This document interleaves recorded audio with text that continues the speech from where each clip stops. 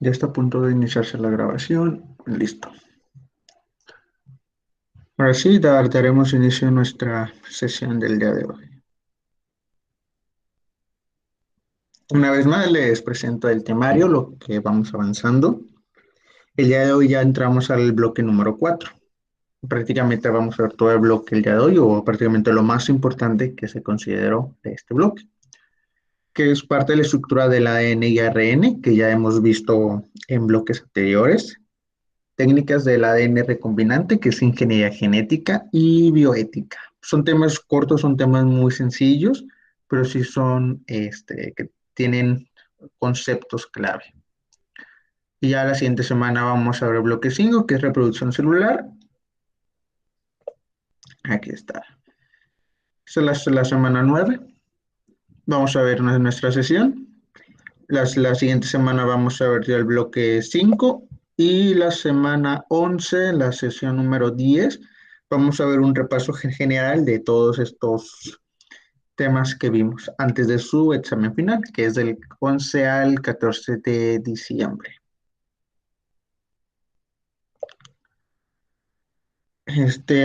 Previamente ya habíamos mencionado pues que el ADN se compone de bases nitrogenadas, se compone de pentosas, y básicamente Erwin Sharp fue un bioquímico, es la persona que descubrió la proporción de las bases nitrogenadas, recordando la de adenina, tiamina, guanina y citosina en el ADN. Esa persona, pues hizo investigaciones y dijo, pues en E. coli tenemos tanta proporción de adenina, tiamina, guanina, citosina en una levadura. Básicamente en la levadura tiene más adeninas que una bacteria, igual más citosinas. El ser humano tiene más adeninas y tiaminas, y esto es una planta. La planta prácticamente tiene la misma proporción de las tres, prácticamente. Y esto fue por Edwin Sharp, que fue la persona que descubre por la proporción de las bases nitrogenadas. La difracción de rayos X fue como que una técnica que nos pudo brindar mucha más información de la estructura del ADN. Aquí en la esquina, esta fue la primera estructura que se obtuvo del ADN, y esto fue gracias a la difracción de rayos X. Esta estructura la elucidó o la creó esta Rosalind Franklin, que es a la persona, esta mujer, que fue una química, si mal no recuerdo, que fue la persona que pudo crear esta estructura o esta imagen del ADN. Esto es gracias a los rayos X. Los rayos X, o cómo se creó esta imagen, es un rayo X que en cristales el ADN, que los cristales del ADN difractaron la luz en una placa y dio este patrón, y que es esto que tenemos aquí arriba. El rayo X no es nada menos que una longitud de onda. Tenemos nuestro espectro, donde tenemos pues la luz visible, la luz ultravioleta, la luz infrarroja, los microondas, eh, y hacia el lado izquierdo pues ya tenemos el ultravioleta y los rayos X, y ya posteriormente los rayos gamma. Lo que se hace básicamente es que se toman longitud de onda o frecuencia de rayos X, se hacen pasar por la muestra, en este caso fue el ADN, y ya tuvo enlaces difractados que ya dio esta imagen, que es Rosalind Franklin. Posteriormente, unos bioquímicos y químicos, que sus apellidos son Watson y Crill, creo que fue Rosalind Franklin, fue en 1850, ahorita les confirmo, pero 3 años después, Watson y Crill vieron la imagen de esta Rosalind Franklin, y ellos ya estaban haciendo también investigaciones del ADN. Gracias a esta imagen, ellos pudieron construir una estructura, básicamente fue alambre y tubos, para poder ellos como que rehacer la primera estructura tridimensional del ADN. Y básicamente el descubrimiento, la elusión del ADN, se le conmemora a estas tres personas, a Rosalind Franklin, a Watson y a Crick. Básicamente los tres contribuyeron a poder crear o conocer el ADN tal cual lo conocemos en estos tiempos, que es esta la estructura, que tiene un esqueleto de azúcar, que es fosfato, tenemos la guanina, citosina, tiamina y adenina en el ADN, que es el ácido desoxirribonucleico. Y pues la guanina y citosina se unen en tres puentes de hidrógeno y la tiamina y adenina solamente en dos puentes de hidrógeno. Y recordando que ya cuando se hace la transcripción con el ARN, la tiamina ya es uracilo. La síntesis del ADN siempre va de 3', digo de 5' a 3'. Esa es como que la ruta que sigue el ADN, va del extremo 3', de 5', perdón, a 3'. Y la otra parte de la cadena, pues va en sentido opuesto, ahora sí, de 3' a 5'. ¿De dónde viene el 5' y el 3'? Pues es los carbonos de la pentosa. Aquí está la pentosa. 1, 2, 3, donde está el hidroxilo, por eso se le conoce 3'. 3, 4 y 5, que es donde ya está unido a nuestro fosfato. Por eso es 5 a 3' y al revés es de 3 a 5'. La replicación del ADN. Aquí tenemos una breve imagen de cómo se ve el ADN replicado. Vamos a verlo más adelante. En la replicación del ADN tenemos como 3, 4 conceptos clave, que es el origen de replicación, que es una secuencia de nucleótidos donde empieza a replicarse. Recordando que aquí tenemos los nucleótidos. El origen es una secuencia, como si tuviéramos aquí 5. En estos 5 va a empezar a replicarse el ADN. 5, 6, 7. Tenemos también unas enzimas que se llaman licasas, que estos rompen los enlaces de hidrógeno y abren nuestra hebra de ADN. Y tenemos una burbuja y horquilla de replicación. Aquí puse unas imágenes para que sea más explicativo. La helicasa, aquí está, lo que hace es ir separando nuestra cadena de ADN para que se formen pues las dos cadenas, una y dos. Y ya vamos a tener dos hebras. La que se encarga de ir creando una nueva hebra en la hebra anterior se llama ADN polimerasa, que esta ADN polimerasa lo que hace es encontrar nucleótidos libres e irlos pegando a la hebra original. Es como si fuera un Lego. Va a ir pegando las piezas y siempre va a ir de guanina y adenina, tiamina y citosina va a ir pegándolas. Aquí está todo el ADN, aquí está el cromosoma, este es el gen, y aquí es donde empieza nuestra, bueno, aquí es donde se pega la helicasa para irlos, pues, separando. Aquí está la helicasa. Estos puntos donde se forma la Y, es la horquilla de replicación. Ya ven que se forma una y la otra, que es la burbuja de replicación, es toda esta. Esta es la burbuja de replicación.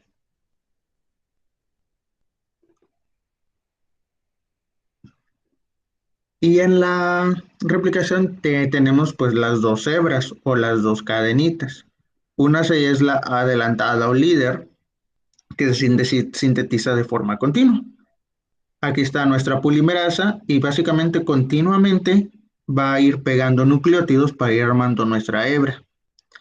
La otra es la seguida discontinua, que se sintetiza en fragmentos, se le conocen como fragmentos de Okazaki, en honor a Rei Okazaki, que fue la persona que los descubrió. ¿Cómo funciona esto? Prácticamente va creando fragmentos en fragmentos. Primero crea un fragmento azul, luego acá crea otro fragmento azul, fragmento azul, fragmento azul. Acá se ve un poquito más explicativo. Por ejemplo, en la hembra líder se va formando siempre de 5' a 3'. Aquí va constantemente formando. Y la otra también tiene que ir de 5' a 3'. Por tal razón se crea un fragmento y acá se está creando otro fragmento, se está creando otro fragmento. Básicamente lo está armando en pedacitos, en comparación con con la hebra líder que lo está armando consecutivamente. Aquí va armando la de 5' a 3', y como esto va de 5' a 3', va a ir al revés, armándola.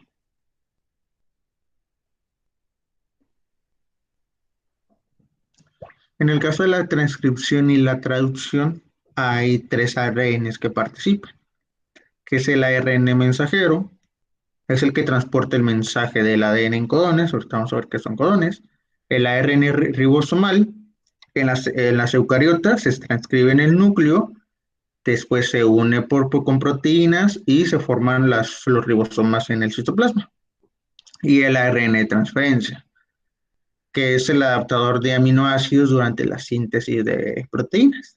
ARN mensajero, ARNM de mensajero, R de ribosomal y T de transferencia. Aquí es algo muy general de cómo se da la transcripción. Es nuestro ADN. Aquí se da la transcripción, viene el ARN, se pega al ADN y copia una secuencia de nucleótidos, que si tomamos tres nucleótidos es un codón, otros tres nucleótidos es otro codón. El codón básicamente son tres nucleótidos. Viene el ARN y recordando que en el ARN no hay tiamina, entonces es adenina o uracilo, guanina, citosina. Ya una vez que hizo tú su transcripción, su nombre lo dice, transcribe lo del ADN, lo que está en el ADN. Ya pasa a la traducción, donde ya el ribosoma traduce lo que dice el ARN para formar nuestras proteínas. Aquí hay un esquema más amplio. Aquí se da la transcripción. Aquí está nuestro codón, que son las tres pares de bases. Aquí ya no hay tiamina, ya hay uracilo. La ADN polimerasa se encarga pues de ir juntando los nucleótidos. Ya formamos un ARN mensajero, que es el que va a llevar el mensaje de los codones al ribosoma. Sale, llega al ribosoma y lo que hace el ARN de transcripción, que es este va a ir tomando de codón en codón. Toma estos tres aminoácidos y va por, digo, aminoácidos y va por el péptido que le corresponde, nucleótidos, perdón. Toma estos tres nucleótidos y ya va por el aminoácido que le corresponde. Por eso se dice que traduce de nucleótidos a aminoácidos. Y cada aminoácido representa un codón diferente. Ahorita vamos a ver una tablita.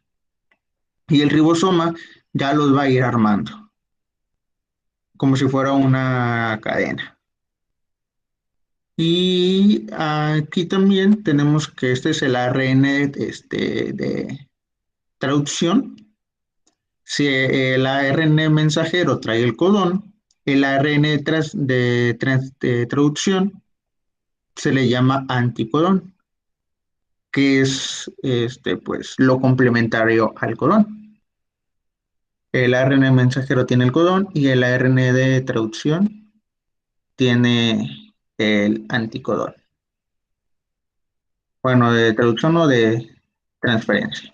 Maneja lo mejor de transferencia.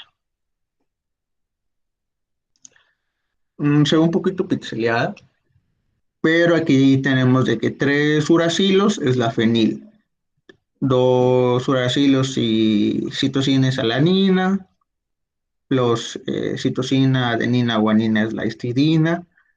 Eh, Prácticamente ya saben qué codón le corresponde cada aminoácido. Todos estos son los aminoácidos y cuando juntan los aminoácidos ya se estaría formando nuestras proteínas. El ADN también tiene unas regiones de nucleótidos que se llaman intrones y se llaman exones. Los intrones son los que codifican para los aminoácidos. Por ejemplo, aquí lo que sale es una cadena con puros intrones. Los extrones, estos no codifican para los aminoácidos. El ADN tiene intrones y tiene intrones y exones, por lo cual el ARN copia pues también con los intrones y los exones. Ya el ARN hace sus movimientos, sus plegamientos y solamente deja expuesto a los exones, que son los que sí salen de nuestro núcleo para ser convertidos en proteínas. Esto se debe porque es un sistema que le ayuda a la célula a evitar tener errores, para evitar mutaciones en los genes, es como un candadito a un seguro. Eso solamente está presente en las células eucariotas. Ahora entrando a las técnicas de la AN recombinante. Estas técnicas básicamente hacen de todo, es cuando crean bacterias genéticamente modificadas, crean organismos genéticamente modificados.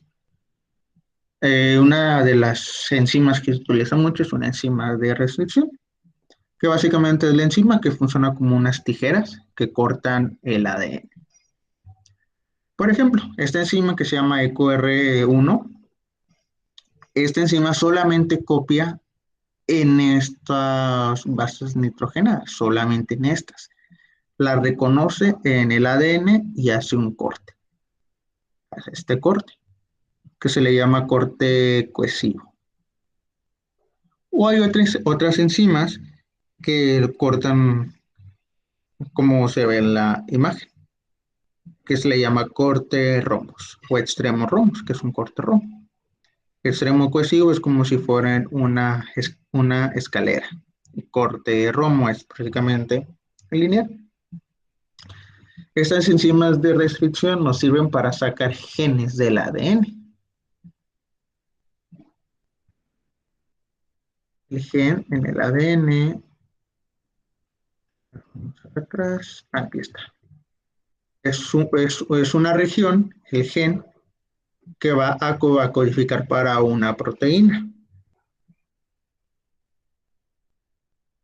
Digamos que esta región es un gen. Entonces el ARN copia toda esa región, viene al ribosoma y empieza a armar la proteína. Entonces lo que hace es arma una proteína de esa región, que es un gen, y ya puede armarse su proteína o su enzima. Aquí lo que se hace es con la enzima de restricción, cortamos una región del ADN que es el gen, se introduce en un vector o plásmido, que es una cadena de ADN sintética, que se le conoce plásmido o vector, y ya se forma un ADN recombinante. Aquí esto se va a pegar con una enzima que se llama ligasa, que es la encargada pues de ligar el gen con el plásmido. Este plásmido o vector tiene muchos sitios. Entre los más importantes para nuestro caso pues va a ser el gen. Tenemos un promotor, tenemos un gen de resistencia a antibióticos, que también se le llama gen reportero. Básicamente, es los puntos más importantes que vienen en el vector o plásmido.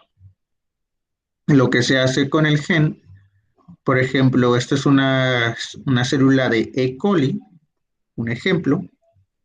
Lo que se hace es transformarla, que pues, le colocamos el vector o el plásmido a la bacteria y ya posteriormente lo clonamos, que significa hacer muchas copias de un solo gen. Hacemos crecer esta bacteria, vamos a tener muchas bacterias y todas las bacterias van a tener estos plásmidos. Y lo que hace el gen de resistencia o el gen reportero es de que cuando se transforma la bacteria se hace crecer en un medio de nutrientes con el antibiótico. Y si la bacteria tiene este plásmido, pues la bacteria es resistente a ese antibiótico y por ende puede crecer. Y si no tienen este gen o este plásmido, no van a poder crecer. Es como un medio de selección para encontrar las bacterias que tienen nuestro gen.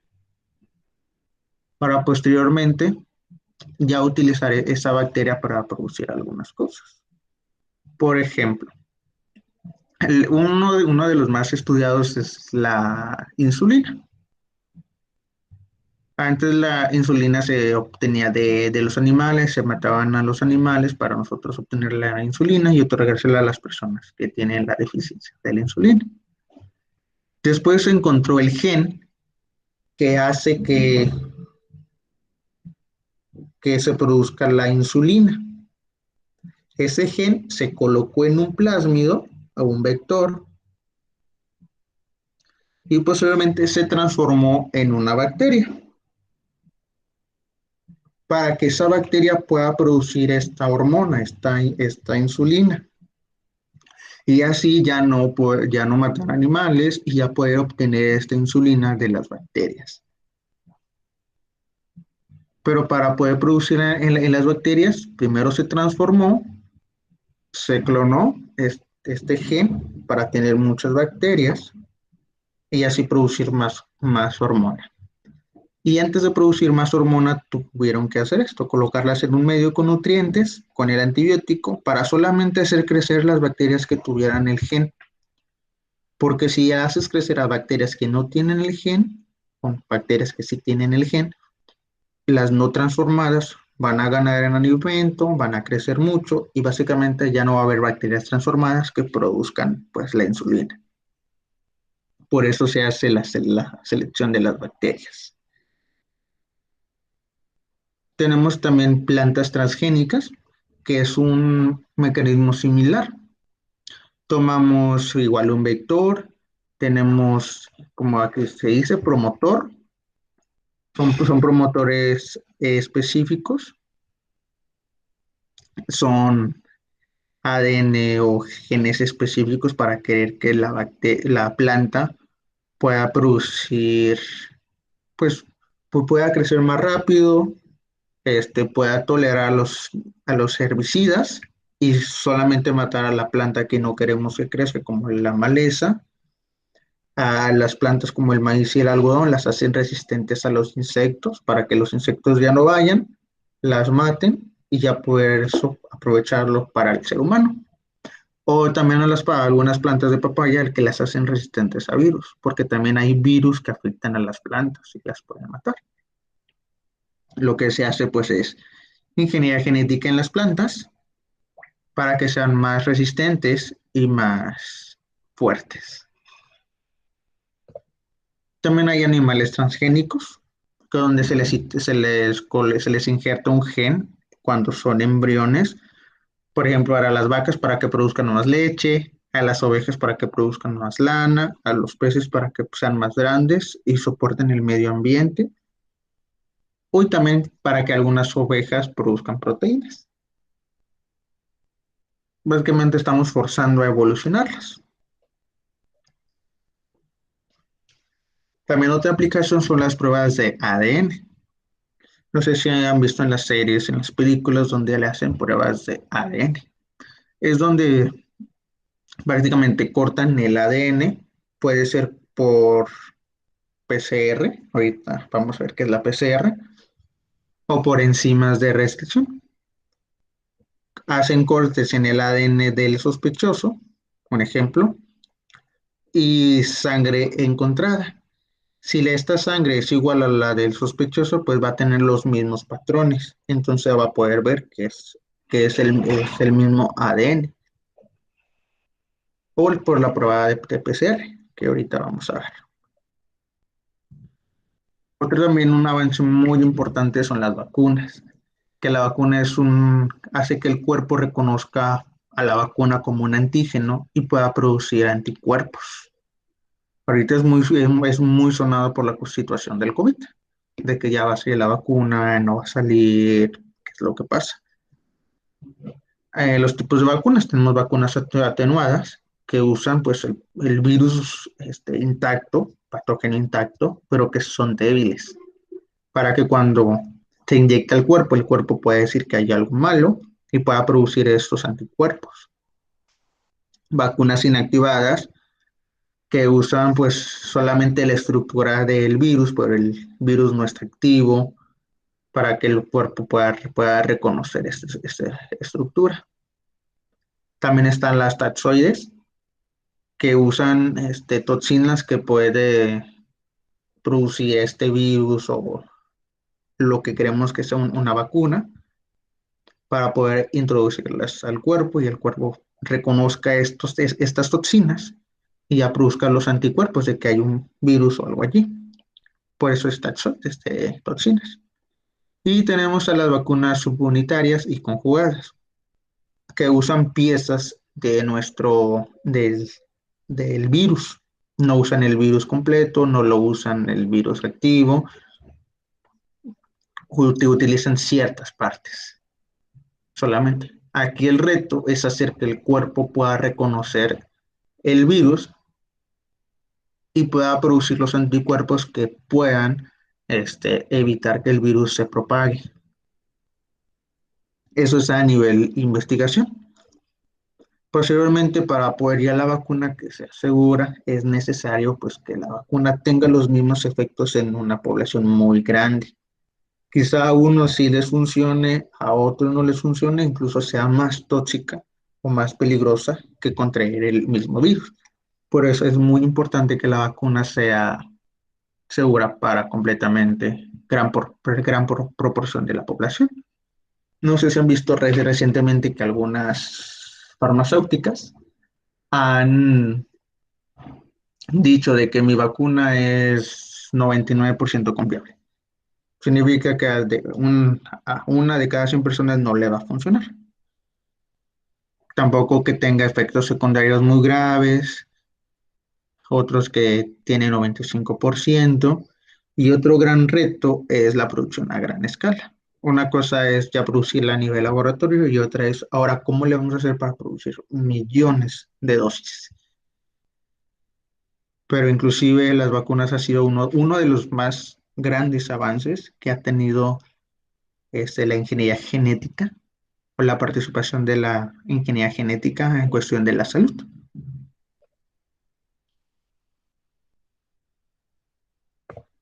Ahora vamos con la PCR. Creo que han escuchado mucho en la televisión de que para detectar el COVID se hace una prueba de PCR. Pues esta prueba es un concepto, es algo que se le llama reacción en cadena de la polimerasa, por sus siglas en inglés. Eh, para poder hacer una reacción de PCR se necesitan cebadores, se necesitan nucleótidos y la polimerasa, que ya vimos anteriormente en la replicación del ADN, que la polimerasa es la que se encarga de poner las piezas para poder copiar la estructura del ADN. Los cebadores también se le llama primers, de hecho yo lo conozco más como primers, que son unos nucleótidos oligonucleitos, que lo que se encargan ellos es de franquear una región del ADN, algo similar con los genes. El gen es una región del ADN, lo que hace los primers es franquearlos. Es decir, esa es la región que nosotros queremos. Voy a ver si puedo escribir. Esta verde es la región de nuestro, bueno, aquí mejor. Esta es una cadena del ADN, solamente una. Y lo que hace el primer es unirse a esta parte para copiar esta región, solamente esta región.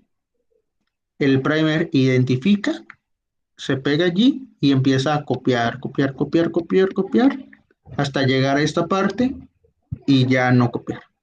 Y produce copias de solamente este fragmento. Pero como se lleva a cabo al mismo tiempo y hay muchas, podemos producir muchas copias. Aquí se copia de uno, se producen dos, luego aquí se va a producir otro, se va a producir otro, se va a producir, se va a producir, se va a producir. Y de esos sinucléotidos, fosfatos, pues son los nucleótidos libres que va a ir tomando la polimerasa para ir armando nuestra otra copia. La enzima polimerasa, dependiendo de las bacterias, hay muchas bacterias, por ende hay muchas ADN polimerasa. La que se usa para el ADN es una específica de una arqueobacteria, que es Thermus aquaticus, que lo que le hace diferente a esta bacteria es de que vive en condiciones de mucha temperatura. Y aquí hay otro ejemplo. Aquí está nuestra cadena, que es la cadena que nosotros queremos identificar. Dice el ADN es muy largo y esta cadena solamente es esta región.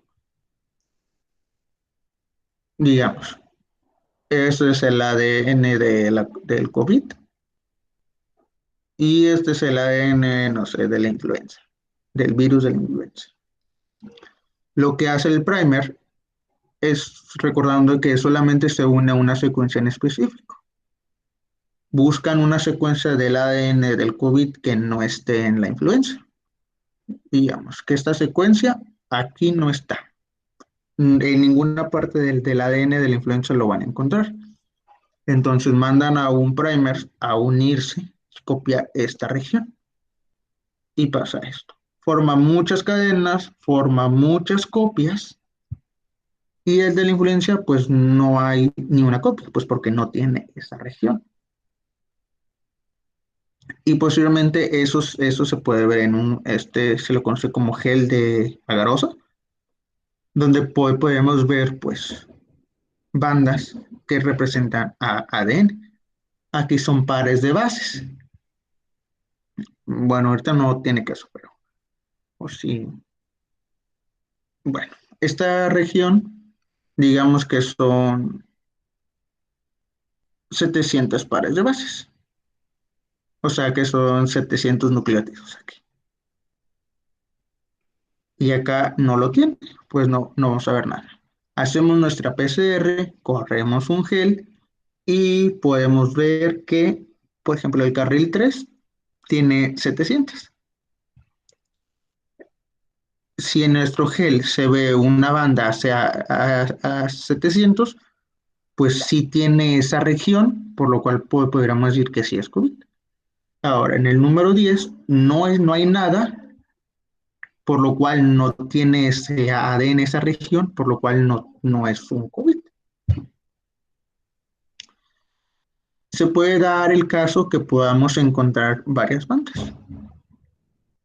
Por ejemplo, aquí, que son tres, que también podría ser con las enzimas de reserción. Si tenemos una región del ADN y nuestra enzima corta en tres puntos diferentes, pues ya podemos ver tres bandas.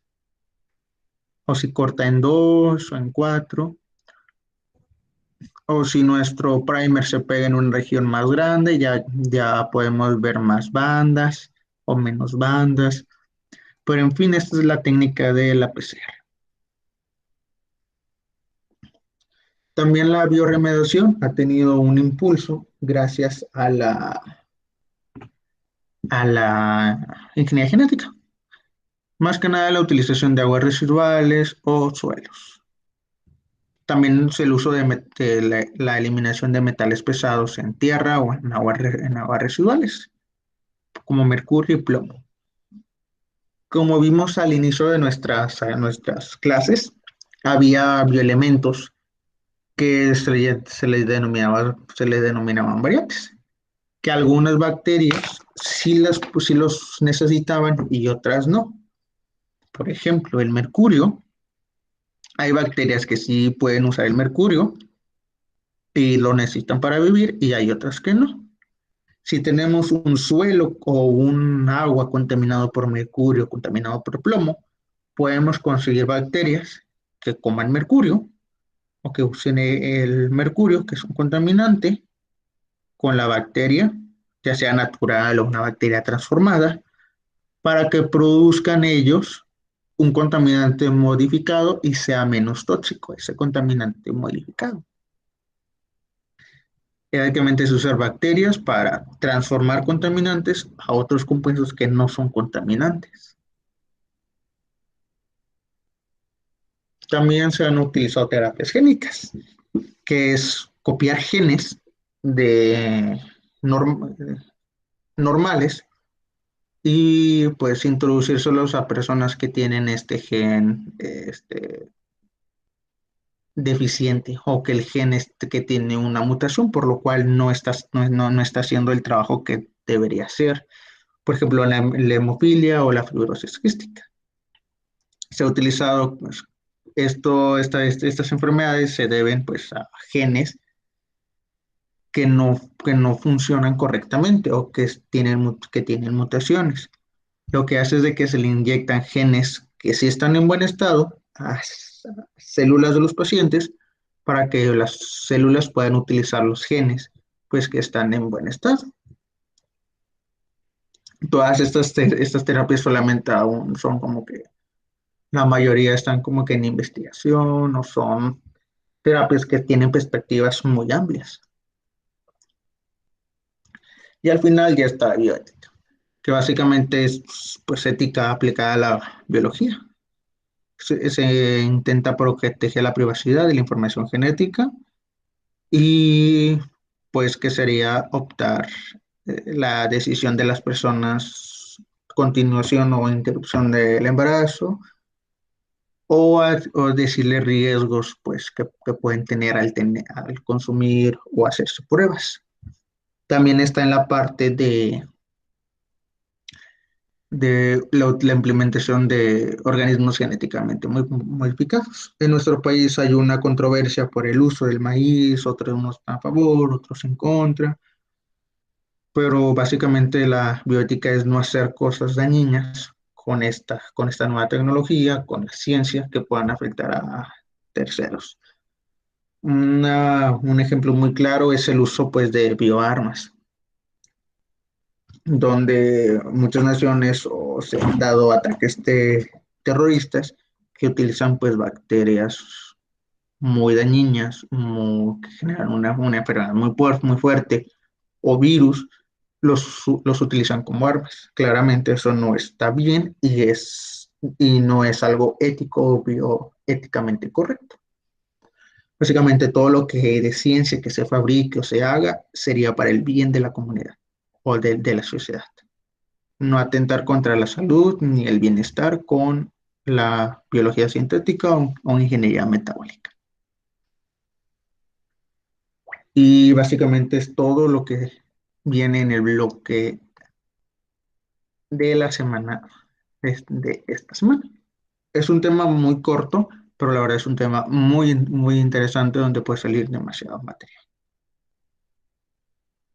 Si alguien tiene alguna duda, alguna pregunta o compartirnos algún punto de vista, también estaría muy padre.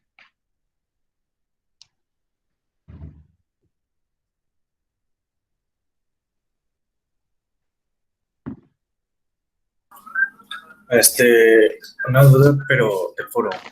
¿Cuándo se cierra el foro, maestro? ¿Ok? ¿Cuál es la duda? ¿Cuándo se cierra el foro? El foro, voy a ver si lo puedo ampliar para que puedan participar en el foro de esta semana.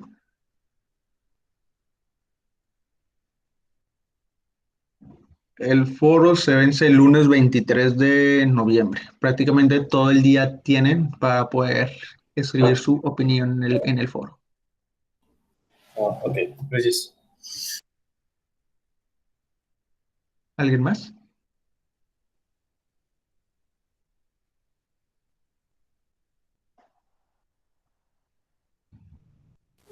Todo bien, profe. Ok. Recordando del foro, sí es muy importante para que participen, ya que sí es pues parte de su calificación. Lo más probable es de que ya no se permitan pues comentarios después de la fecha de vencimiento, por lo cual intenten por favor colocar su contribución en ese foro. ¿De la tarea no tienen alguna duda o alguna pregunta? La tarea sí se va a extender hasta mucho más tiempo, hasta el 25 de noviembre. Creo que la mayoría fue lo que vimos el día de hoy. Igual van a explicar las características de la replicación, transcripción y traducción. Va a ser un esquemita y van a pues definir los conceptos de las enzimas de restricción que vimos hoy, el gen reportero, plásmido, la vacuna y pues también la PCR. ¿Y eso es con nuestras palabras o lo vamos a copiar nomás del libro? Van a usar sus propias palabras, pero van a leer el libro. O sea, lo del libro no lo copian y pegan, y lo que entendieron tanto del libro y de la clase del día de hoy, la plasman en su actividad. Ok, gracias.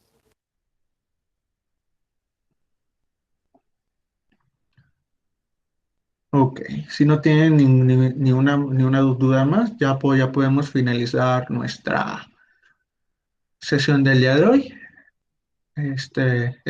Espero sus actividades y con su contribución en el foro y que tengan muy buena noche.